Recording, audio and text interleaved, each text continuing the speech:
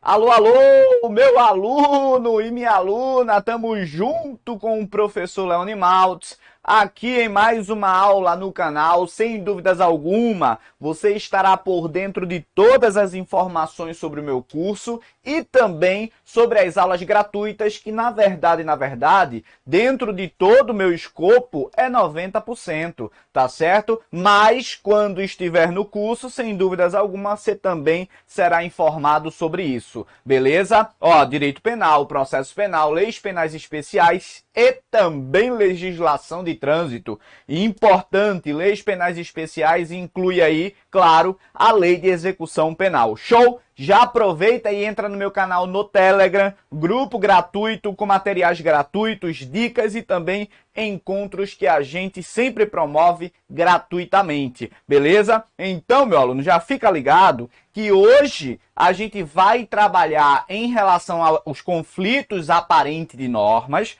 tá certo? E sobre conflito aparente de normas, duas aulas para apresentar as disposições gerais e os princípios, né, que vão resolver esses conflitos termo a termo, beleza? Então, como é que vai funcionar? Vou bater aqui, gravação, show, mas você pode tirar dúvidas que eu estarei no chat com você, beleza? Então, sem delongas, vem comigo aqui para a gente começar.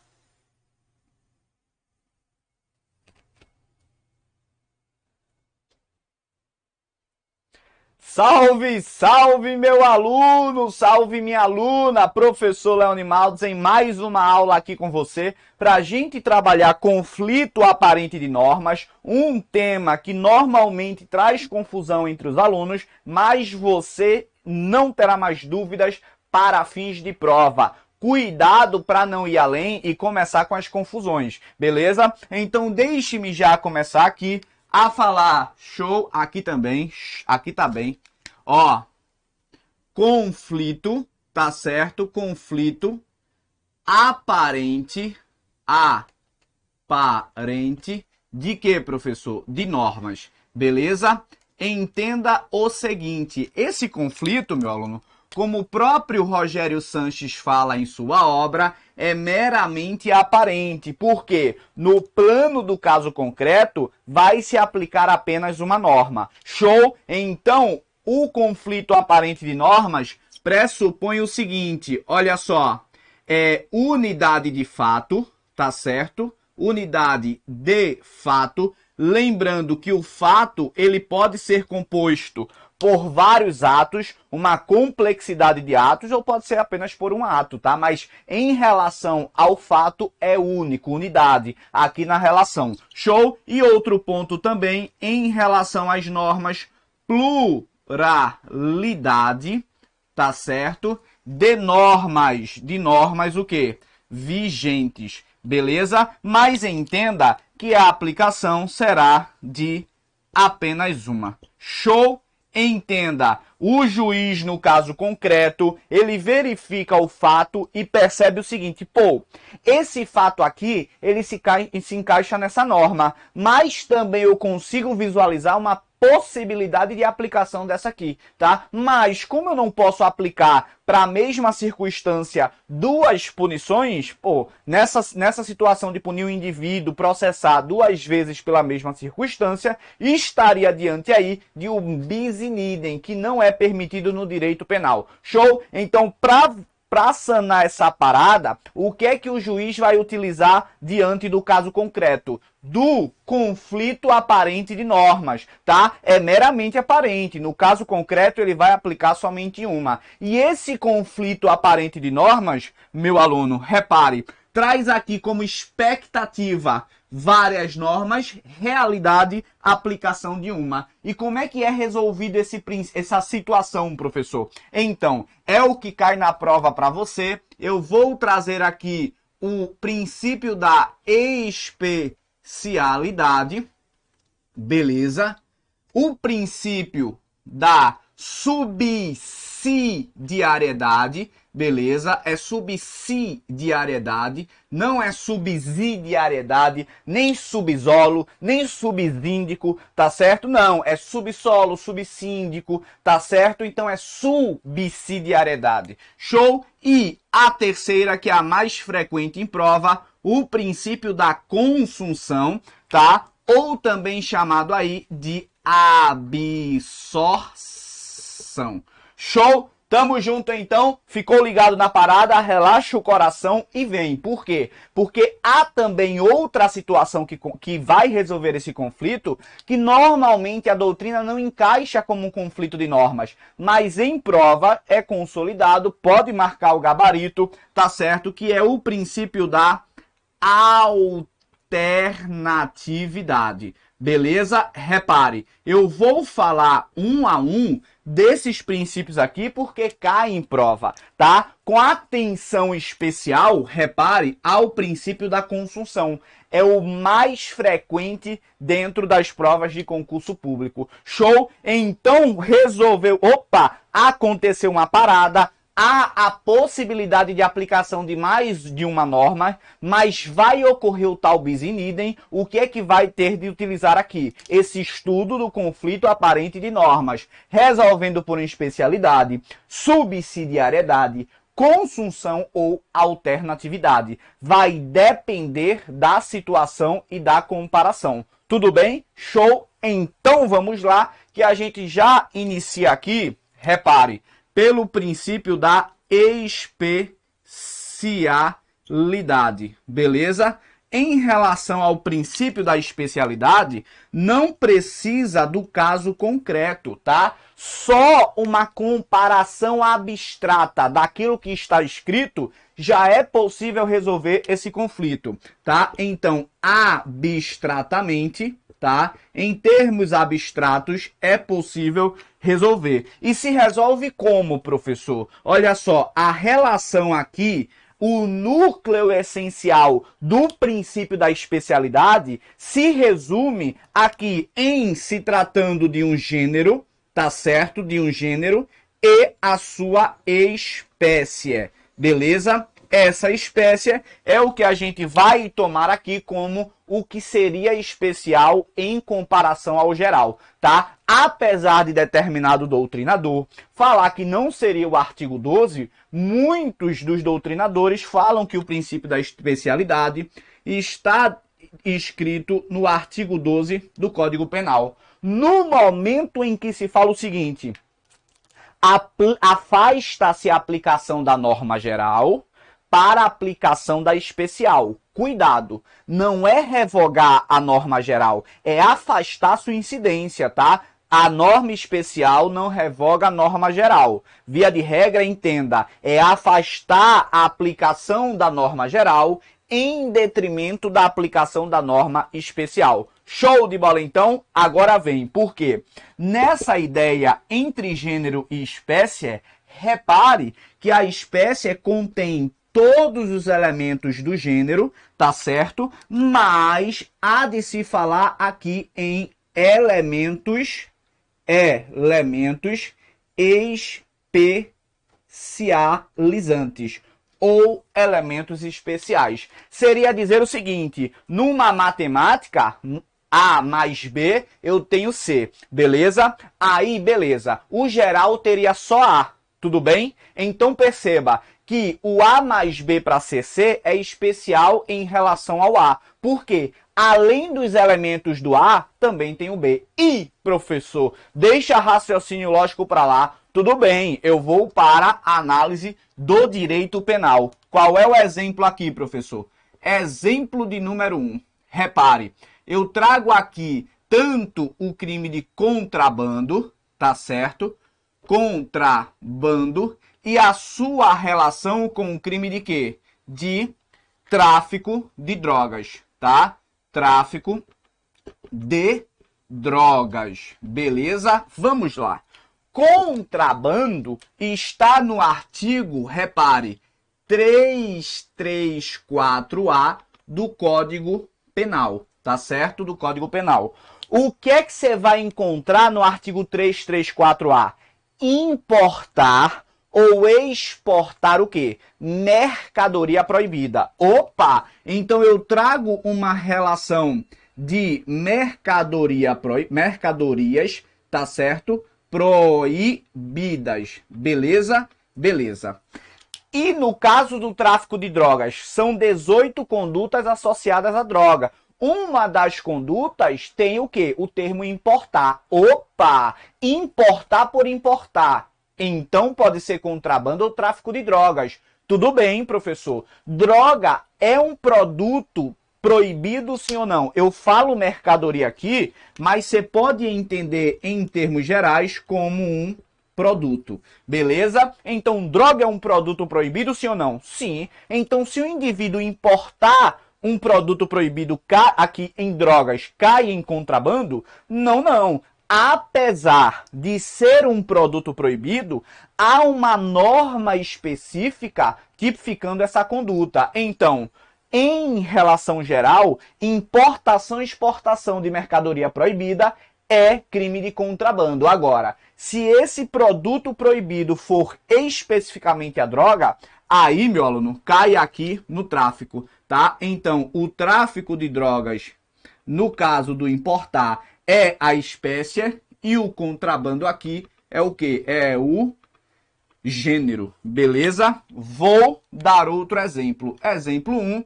vem para o exemplo 2, tá? Exemplo 2.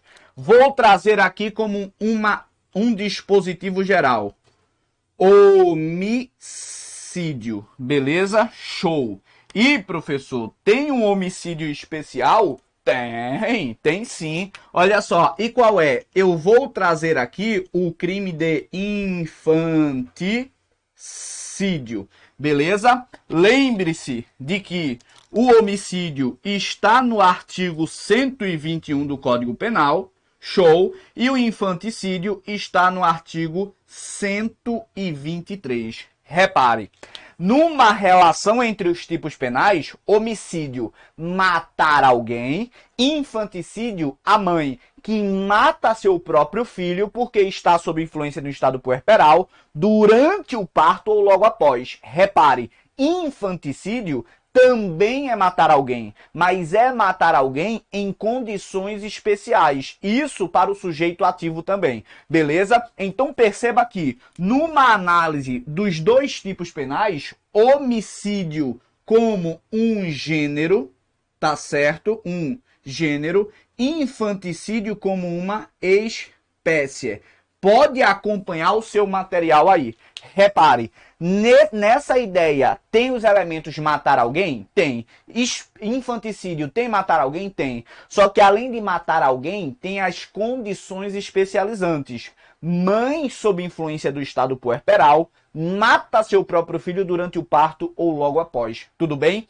Então, nessa relação de especialidade, em termos abstratos, eu já consigo fazer uma avaliação. Tudo bem? Show? Então vamos avançar. Fica ligado que aqui cai. Show? Agora vem, porque deixe-me pegar aqui o apagador, tá certo? Pra gente empurrar o palito na banca. Olha só, segunda parte aqui pra gente falar em relação à subsidiariedade, tá? Que normalmente é o que traz confusão aí, tá certo? Entre a maioria dos alunos, tá certo? Mas fica tranquilo que a gente vai resolver aqui para você. Olha só. Subsidiariedade, professor. Subsidiariedade, tá? Show. Meu aluno, entenda que aqui há de se fazer numa avaliação que do caso concreto, beleza? Essa avaliação do caso concreto toma como núcleo essencial da subsidiariedade a relação de quê? Da violação, tá certo? Violação do bem jurídico, tá? Só que essa avaliação da violação do bem jurídico é em relação ao quê? Ao seu grau. Quando eu falo grau de violação do bem jurídico tutelado pela norma, eu estou me referindo aqui, repare, do menos grave, tá certo? Do menos grave e também da sua relação com o quê? O mais grave. Beleza? Show. Aí vem, porque a doutrina, e claro, o grande e o maior de todos os penalistas, na minha visão, tá? Hungria, ele fala o seguinte, tem aquela parada do quê? Do soldado reserva, tá? Soldado reserva fica ali na reserva só esperando a possibilidade de atuar. E aí, meu aluno, a norma menos grave é tida como subsidiária.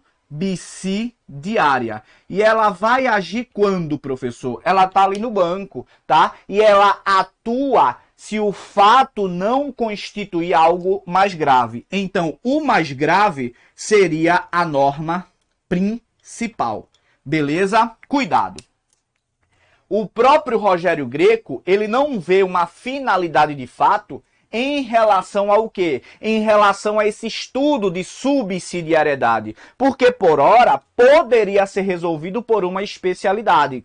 Não confunda essa ideia, tá? E deixa para lá as discussões. O que eu quero que você entenda para fins de prova é o seguinte. Aqui há uma relação de gênero e espécie, tá certo? E não há necessariamente essa situação de mais grave e menos grave, tá? Perceba que, inclusive, o infanticídio, como uma norma especial afastando o homicídio, é menos grave. E é aqui a sua aplicação. Agora, no caso da subsidiariedade, repare, há uma norma menos grave a ser aplicada quando o fato não constituir algo mais grave, nem mesmo na sua possibilidade de forma tentada, beleza? Pô, o juiz avaliando o caso concreto não conseguiu vislumbrar aqui o que seria mais grave, ou melhor, de fato, então ele aplica uma norma menos grave, beleza? Que seria aqui o soldado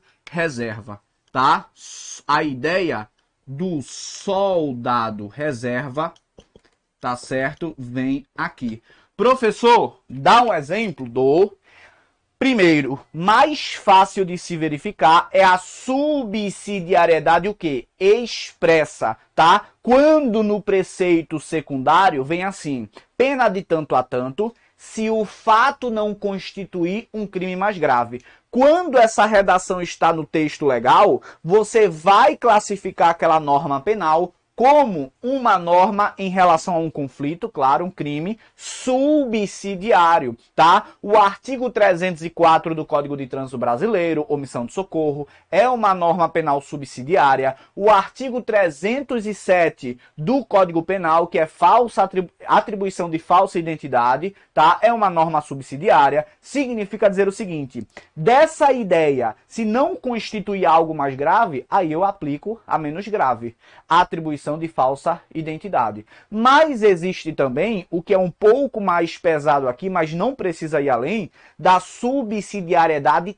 tácita, que é quando não está escrito, beleza? Mas fica tranquilo, para nosso nível de prova, nem é interessante se aprofundar bastante. O que é que eu recomendo? Eu recomendo você fazer a leitura do material que está na sua plataforma e aí, sem dúvidas, correr para questões e mais questões, tá? Mas entenda o seguinte, que numa linha de sucessão desse crime, da prática desse delito, pode haver uma situação mais grave. Olhando o fato, a unidade do fato, se não constituir esse algo mais grave, eu aplico o menos grave, em tese, ainda que não tenha esse termo, tá? Mas é um pouco mais profundo, é mais para juiz, promotor, mas só para não ficar na sua cabeça, eu vou dar um exemplo.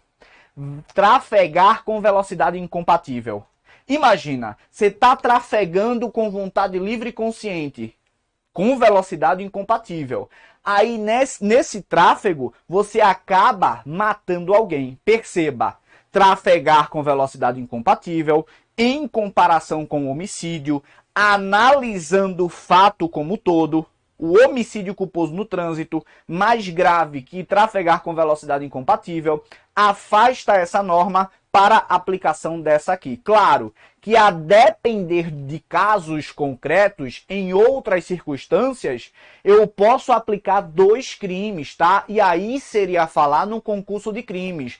Para fins de prova, mais uma vez, que para mim é o que interessa, você chegar e marcar o gabarito correto. Entenda, subsidiariedade, menos grave, mais grave, essa é a relação. Não confunda com especialidade e nem mesmo com consunção, que é tema da próxima aula. Show? Agora vem para a gente fazer questões. Olha só, a questão de número 1, ela vai falar o seguinte, vem comigo aqui, questão de número 1.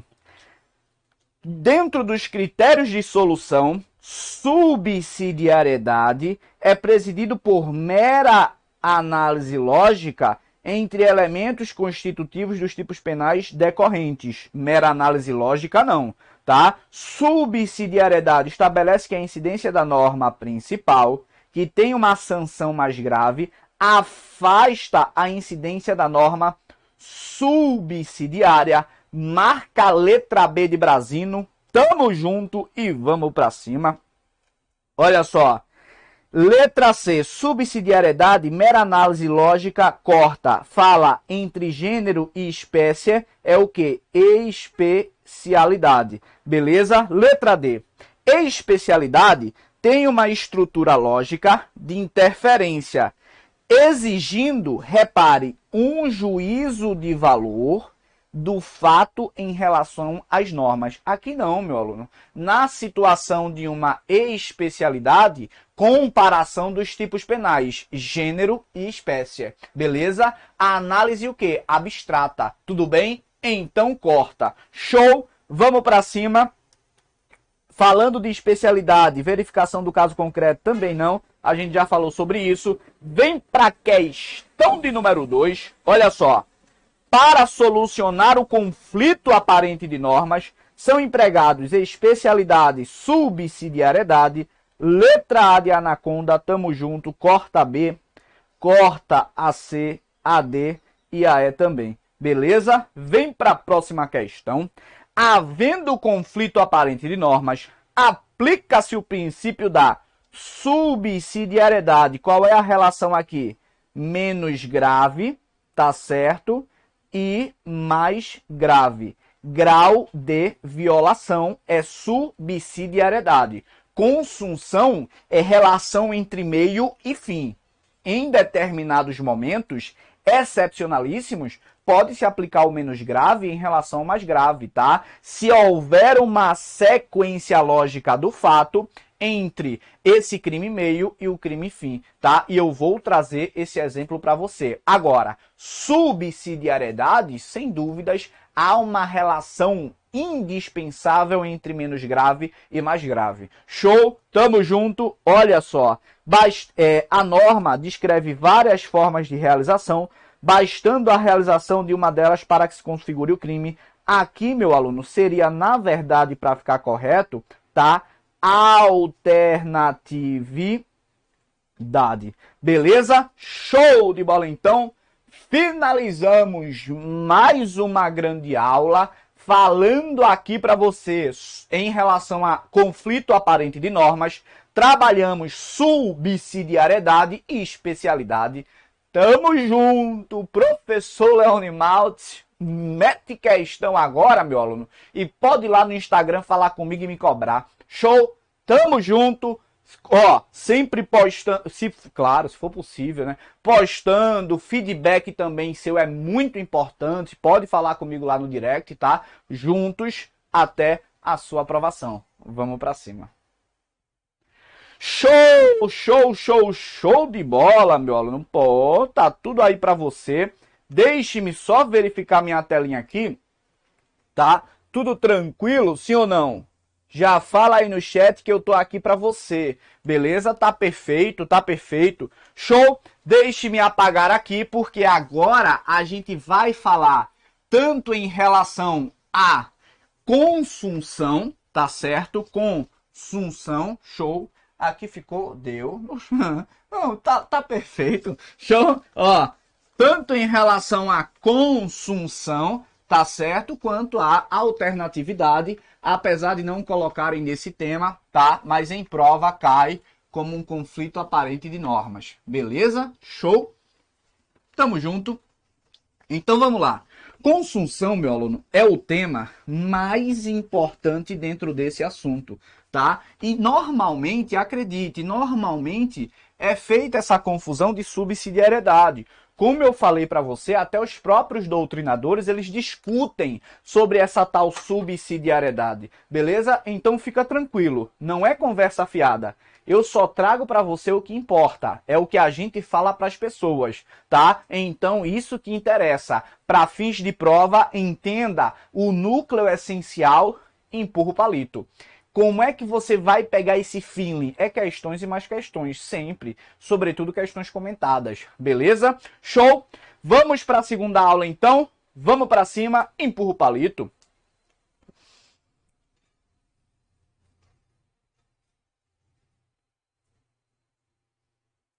Alô, alô, meu aluno! Fala, minha aluna! Tamo junto e vamos para cima. Mais uma aula, conflito aparente de normas, para nunca mais você ter dúvidas sobre esse tema.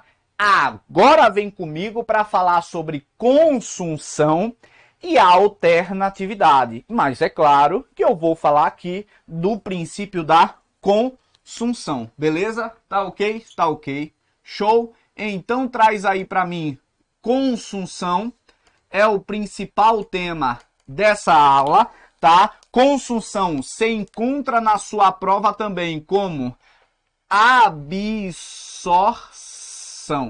Beleza? Show? Agora vem. Meu aluno, o princípio da consunção, dentro do conflito aparente de normas, ideia central é o quê? É uma relação entre um crime meio, tá? Um crime chamado de meio, tá certo? Esse crime meio, ele será consumido, tá?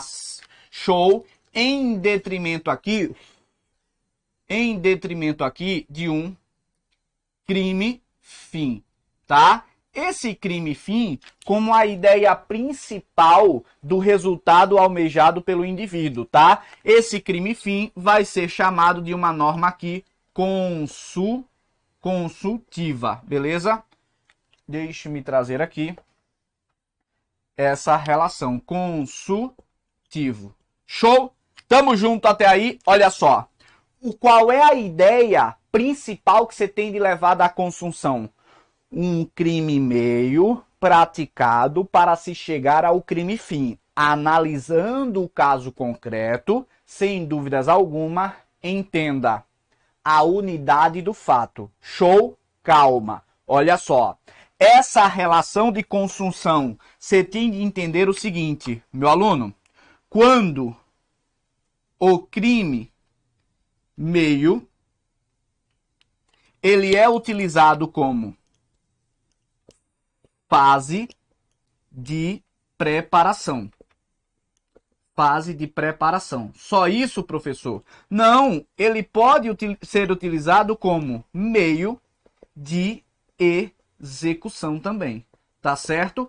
Nessa relação pode ser um meio necessário, tá? Pode haver outro meio, mas ele escolheu esse aqui. Então, nessa ideia, como escolha de um meio para atingir o crime fim, repare, há de se falar no princípio da consunção ou absorção.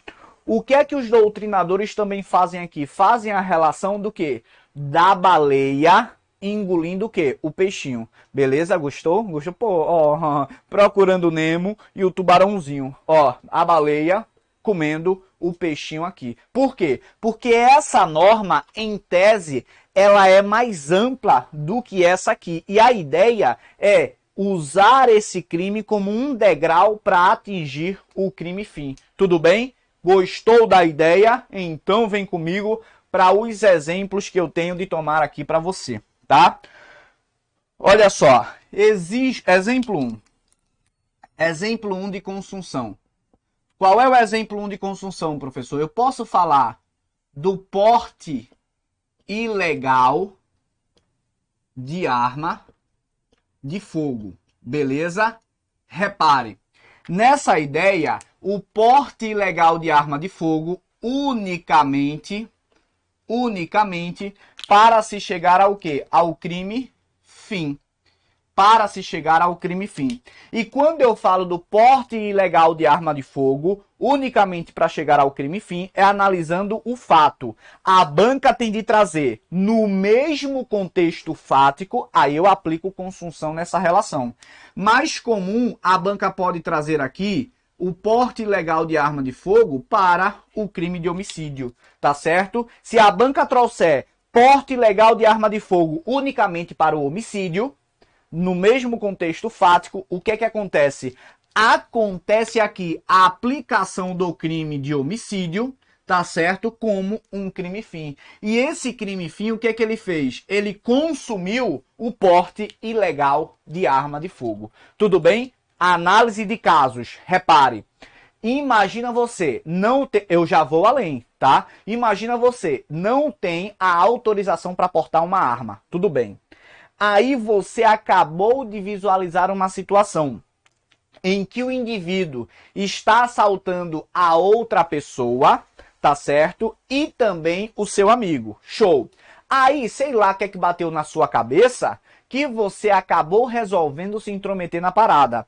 Você visualizou que o bandido e o outro, claro, eram dois, tá? Em relação a outras duas pessoas, estavam já de prontidão, passa o celular. Mas quem estava aqui, repare, atrás, estava dando vacilo. Você pagou de doido, ó, foi lá, tomou a arma do bandido e efetuou disparos de arma de fogo contra o outro que também estava armado. Repare, você tem autorização para portar uma arma? Não. Mas você tomou aquela arma para quê? Para cessar injusta agressão. E, professor, em relação ao homicídio, esse cara não vai responder, né? Por quê? Porque é legítima defesa. Tudo bem.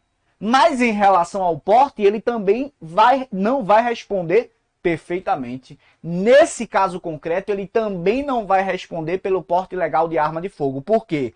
No mesmo contexto fático, ele tomou porte de arma para praticar aqui o homicídio, mas dentro de um contexto de legítima defesa. Beleza? Outro exemplo de consunção.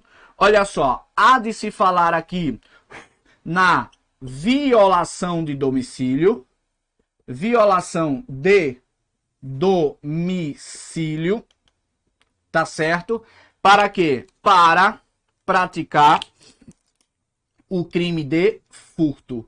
Professor, há uma relação de consunção? Quando o indivíduo se vale da violação de domicílio para praticar o crime de furto, repare, violação de domicílio como um meio, tá certo? Um meio que ele utilizou aqui para chegar ao crime fim, que foi o crime de furto. Nessa ideia, esse indivíduo responde somente pelo crime de furto. Tudo bem? Show? Tamo junto? Vou trazer mais para você. E essa eu deixo para o final, para você acabar com essa ideia de que necessariamente é menos grave para mais grave, tá? E, professor, começou? Não, relaxa o coração. Vou até colocar em vermelho aqui, súmula 17 do STJ. Olha só, nesse caso aqui, repare, quem é o crime meio? Tá? Vou trazer de forma genérica o crime de falso, falsidade. E pode entender aqui, por exemplo, como a falsificação de um documento. Tudo bem? Show! E qual é o crime fim, professor? O crime fim, almejado pelo indivíduo, repare, é o crime de quê? De estelionato. Beleza? Show! Agora vem. A súmula 17 do STJ traz a seguinte redação. Quando o crime de falso se exaure no estelionato, sem mais potencialidade lesiva, é por este absorvido. A tradução lógica dessa súmula 17 é o seguinte, ó. Quando o indivíduo, no fato, se utiliza de uma falsidade para atingir o estelionato, sem mais outra finalidade lesiva, potencialidade, o indivíduo responde pelo estelionato. Show? Absolvendo, portanto, o quê? O crime de falsificação. E se você fizer uma análise do preceito secundário, pena, você vai verificar que a falsidade em tese é mais grave do que o estelionato. Mas a súmula 17 do STJ traz essa relação de consunção. Tudo bem? Show? Tranquilo, então. Meu aluno, repare esse exemplo aqui. Vou dar outro exemplo, tá? Que normalmente cai em prova como consunção, tá certo? Mas já houve uma questão para um nível muito mais pica, tá? Mas aí a análise do caso concreto, tudo bem? Não confunda com subsidiariedade, porque subsidiariedade é aplicar a norma menos grave porque a mais grave não foi atingida, em tese, tá? Só para ficar mais fácil de você entender. Consunção é a aplicação do crime fim em relação ao crime meio, porque o meio foi uma fase de preparação ou até mesmo um meio de execução para quê? Para chegar ao que o indivíduo de fato almejava, beleza? Então, em prova, se falar do furto qualificado pelo rompimento de obstáculos à subtração da coisa, majoritariamente há de se falar em quê? Em consunção, tá certo? Outra ideia também, quando se fala do furto simples, tá? Mesmo que com um dano, repare, o dano, ou melhor, a coisa subtraída foi a própria coisa destruída, é furto simples. Relação consuntiva aqui também, beleza? Mas Rogério Sanches, outros doutrinadores também, inclusive já caiu em uma questão falando que o dano ele seria subsidiário em relação ao furto qualificado pelo rompimento de obstáculos. Cuidado! A relação aqui, para você não confundir quando estiver lendo por aí, é inversa, tá certo? É o dano como menos grave em relação ao furto qualificado como mais grave, tá? Mas cuidado, é um posicionamento que a gente tem de ter cuidado e em questões de prova, furto qualificado pelo rompimento de obstáculos, há uma relação de consunção aqui. Mas o dano como menos grave pode ser subsidiário porque integra essa elementar, tá certo, da qualificadora. Eu até pensei, porra, nem vou entrar para falar isso, mas eu sou escravo da clareza e tenho de falar. Para fins de prova, você já sabe o meu posicionamento. Show? Tudo bem? Agora vem. Por quê? Para a gente ir além e não ficar só no mais do mesmo que sempre falam por aí, deixe-me trazer algumas relações bem objetivas aqui, tá? Do princípio da consunção. Meu aluno, dentro da consunção, você encontra 4 casos principais. A ideia ainda é consunção, tá? Do crime progressivo, tá certo? Com o tal, melhor falando, com a tal progressão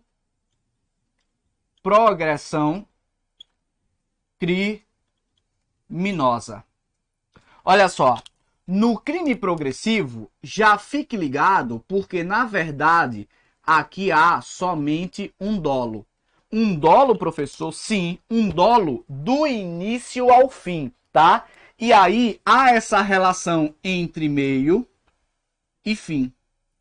No crime progressivo, que estamos dentro da consunção, além desse meio e fim, de fato há essa relação de menos grave para mais grave. Mas é uma análise, claro, importante, só que secundária, tá? Por que secundária? Porque a primária é meio e fim.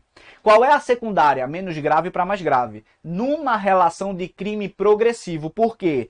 Há um aumento em relação à violação do bem jurídico. Tudo bem? Mas há o quê? Há um sentido, uma lógica em relação à natureza desse bem jurídico. Tá certo? Então, no crime progressivo, o crime meio, ele é chamado de um crime de passagem. O que eu quero que você entenda do crime progressivo é que sempre, na ideia, é o mesmo dolo do início ao fim. Show? Show. E aí eu vou apagar aqui, porque a gente vai ficar só com essas anotações, tá? Para fazer a comparação posterior. Olha só. O exemplo que eu trago aqui, o indivíduo, ele passa necessariamente por uma lesão corporal, tá certo? Mas qual é a finalidade dele? Qual é a ideia? É chegar ao final no homicídio. Sendo que o homicídio sempre foi o dolo do indivíduo. Então, numa progressividade de violação, o indivíduo passa pela lesão corporal para necessariamente chegar ao crime de homicídio, relação entre meio e fim. E essa lesão corporal aqui é chamada de quê? De crime de passagem, tá? No estudo do crime progressivo. Repare, do início ao fim, no crime progressivo, tem somente um dolo. E aí é sobre esse ponto que você tem de se apegar para separar aqui, meu aluno, dessa tal progressão criminosa. Meu aluno, progressão rima com quê? Com alteração, tá? Alteração de quê, professor? 2 dolos aqui. Um ponto que você já tem de ficar ligado, tá certo? Crime progressivo, 1 dolo. Progressão criminosa, 2 dolos. E por que eu falei da progressão como alteração? Porque, na verdade, aqui, meu aluno, existem 2 dolos porque houve uma alteração de, ou melhor, alteração na vontade. Beleza? Show. Por isso que 2 dolos. Repare, há também uma ideia de evolução, progressão desses bens jurídicos, mas perceba a diferença aqui. O dolo inicial do indivíduo, repare, era lesão corporal. Tá certo? Era a lesão corporal. E ele até consumou a lesão corporal. E no mesmo fato, no mesmo contexto fático, ele disse, porra, na moral, eu vou só lesionar esse cara? Não, não. Eu quero mesmo agora é matar. Desistir de lesionar, eu quero é matar. Ele já lesionou o cara, já consumou a lesão corporal. Só que agora ele alterou a sua vontade e o dolo final dele, repare, foi de o quê? Matar. Beleza? Como o dolo final dele foi de matar, meu aluno, ele não responde por 2 crimes, porque aqui a gente está avaliando a unidade fática, o mesmo contexto fático. Ele responde, portanto, somente pelo crime de homicídio. Beleza? Então, crime progressivo, 1 dolo, tem o crime de passagem. Progressão criminosa, 2 dolos. Progressão por quê? Porque há uma alteração na vontade. Inicialmente queria um meio menos grave, atingiu, porra, quero não, eu quero pior. Aí o final é o mais grave, é o matar. Show? Tamo junto então. Existem outros 2 casos principais que a gente já explicou, mas como tem uma especificidade doutrinária, pouco provável nosso nível de prova, mas entenda. Antefato impunível também é um caso de consunção, tá? Antefato impunível, a gente falou da violação de domicílio para o crime de furto. Ante o fato, tá? Do crime de furto, violação. Só que essa violação será impunível. Antefato impunível, consunção. Tudo bem? Pós-fato impunível, também é crime, ou melhor, também é um caso aqui de consunção. É o pós-fato, só que esse pós-fato criminoso será impunível. Qual é o exemplo, professor? Eu posso te dar o exemplo do cara que subtraiu coisa móvel alheia e, depois da subtração, ele mesmo, autor do furto, destruiu a coisa. Repare, essa destruição pós-fato será impunível porque está ligada em tese ao mesmo contexto fático. Beleza? Receptação aqui também em tese poderia, no mesmo contexto fato, ser um pós-fato impunível, só para você entender aí. Beleza? Show? Professor, fala da alternatividade que você não falou? Tá. Vou nem escrever aqui. Meu aluno, alternatividade é simples. Acompanhe o seu material. O tipo penal, ele tem várias formas de ser praticadas. Se o indivíduo, no mesmo contexto fático, pratica 2 ou mais núcleos, ele é responsabilizado por um único crime, resolvido pela alternatividade. Só que entenda o seguinte, a alternatividade está intimamente relacionada aos tipos penais mistos, ou também chamados de quê? Conteúdo variado. O artigo 33 da Lei de Drogas é um exemplo de um tipo penal misto alternativo, conteúdo variado. Beleza? Por quê? Existem 18 núcleos verbais para a prática do crime de tráfico. Se o indivíduo pratica 2, 3, 4, no mesmo fato, é só um crime de tráfico de drogas. Tamo junto então? Vamos para a questão, que aí a gente fica ligado. Olha só, questão de número 1. O cotejo se dá entre fatos concretos, de modo que o mais completo, o inteiro, prevalece sobre a fração.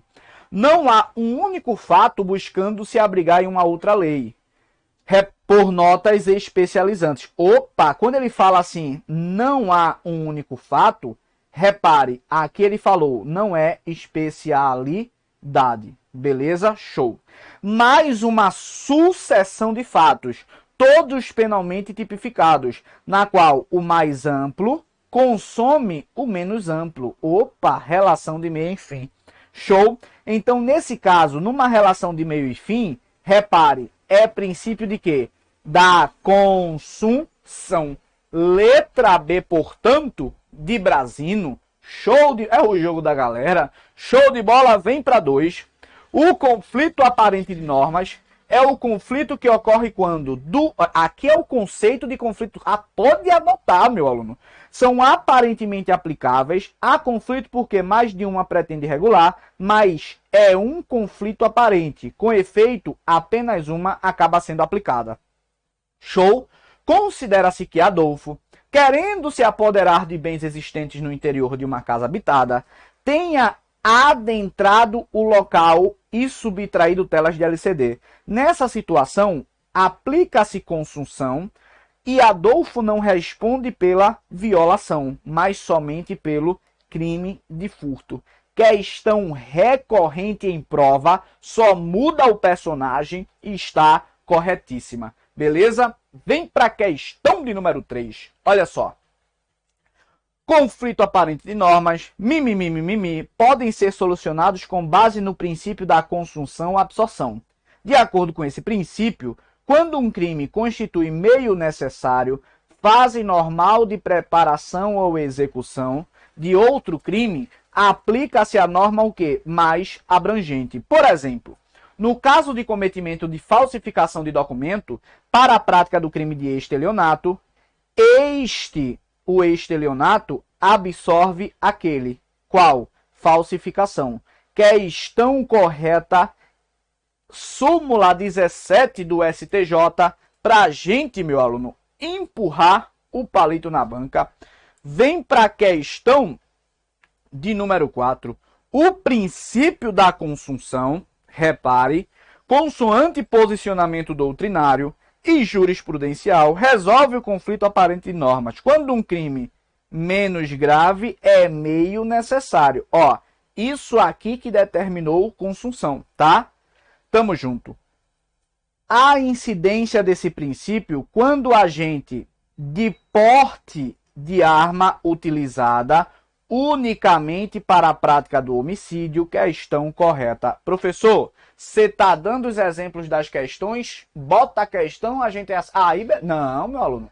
Cuidado, calma, relaxa o coração. Na verdade, esses exemplos aqui nem de banca é, tá? Esses exemplos são exemplos de livros doutrinários e que as bancas se apropriam para fazer questões. E entenda, não tem somente essa questão sobre esse tema e sobre esse caso. Existem outras questões que você vai encontrar, por exemplo, na plataforma do QConcursos, do mesmo tema, tá? Então relaxa o coração, não há ilusão alguma aqui, tá? Há, na verdade, muito cuidado e responsabilidade. Vem para a próxima questão, que vai falar o seguinte. Júlio, repare, falsificou certidão, voltando aqui, certidão atestando o óbito de sua esposa.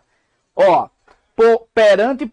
nessa situação, Júlio, ele atestou certidão do óbito, tá? Requereu pensão por morte, só que esse documento era o quê? Falso.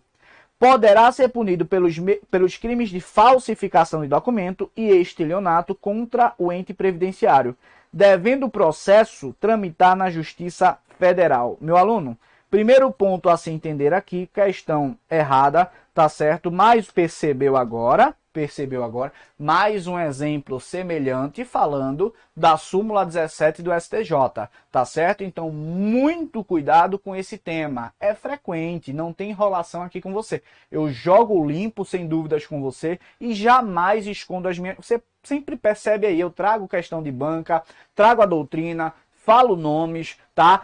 Faço relações que é justamente para você entender. Deste lado aqui, jamais haverá ocultação de fontes. Eu quero mesmo é que você saiba e que você aprenda, tudo bem? Tamo junto, meu aluno. Professor Leone Maltz, em mais uma aula. Não esquece de marcar para a gente fortalecer a comunidade, empurrando o palito na banca. Show! Grandes alunos, muito obrigado pela participação de todos vocês. Olha só, eu de verdade, de fato, preciso sempre da participação de vocês para a gente movimentar o canal, tá certo? E quanto mais movimentar o canal, acredite, maior a responsabilidade que eu tenho de quê? De ofertar mais conteúdos gratuitos, tá? E aí há uma pressão positiva em produzir conteúdo para você, beleza? Então, eu preciso que você compartilhe também com seus amigos, tá? Sem dúvidas alguma, que você esteja presente, mas é claro, tem de estar coerente com o seu estudo, tá? Com o seu cronograma de estudo. Você pode assistir em outro momento, quando fica disponível. No caso dessas aulas que vai para a plataforma neste primeiro momento, não vai ficar disponível, tá? Só fica disponível aí por 24 horas. Aí é política de quem trabalha comigo, tá? Eu só sou aqui, ó, o produto que traz informações para vocês. Vocês sabem que agora eu não estou sozinho, tá? E claro, mas a responsabilidade e a nossa ideia, o nosso núcleo essencial de produção de conteúdo gratuito permanece, porque se não for assim, eu nem entro, tá? Falando na moral. Tamo junto? Meu aluno e minha aluna, muito obrigado por sua participação. Professor Leone Maltz, tamo junto, empurrando, ó, o palito na banca. Não deixa de marcar a gente não. Vamos pra cima.